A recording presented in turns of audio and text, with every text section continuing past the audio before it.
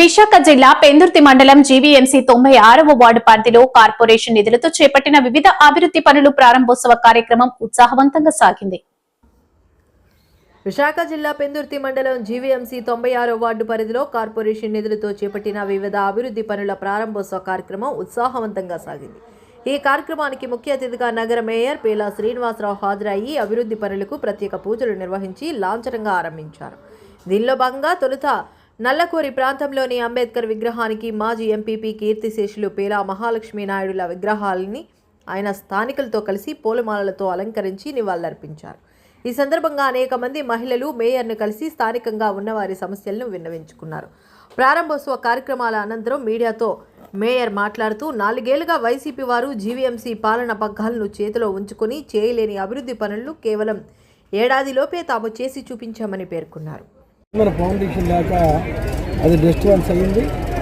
దాన్ని కూడా మరలా పూర్తిగా కట్టే ఆ కాంట్రాక్ట్ కూడా చెప్పడం జరిగింది. పూర్తిగా నిర్మించే బాధ్యత కూడా మేమే తీసుకుంటాం. మాకు చరిత్ర ఉంది. ఏ రాజకీయానికి అతీతంగా విగ్రహాలు కూల్చడం కానీ, వ్యక్తులు విమర్శించడం కానీ, వ్యక్తుల మీద దాడి చేయడం కానీ మా కుటుంబానికి లేదు.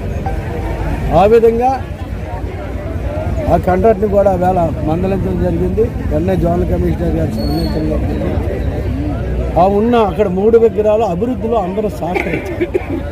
కొన్ని పొరపాట్లు జరుగుతుంటాయి యాక్సిడెంట్లుగా. దాన్ని సరిచేసే బాధ్యత నాకుంది. ఒక దగ్గరగా దాన్ని సరి చేస్తాను.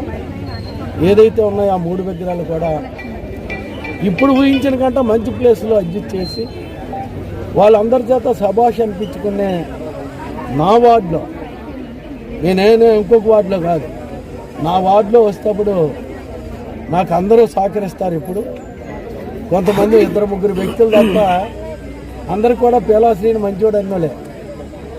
ఒక 3 వ్యక్తులు ఉన్నారు అంతే. ఈ వార్డు మొత్తమే చూసుకుంటే అంతకంటే లేదు.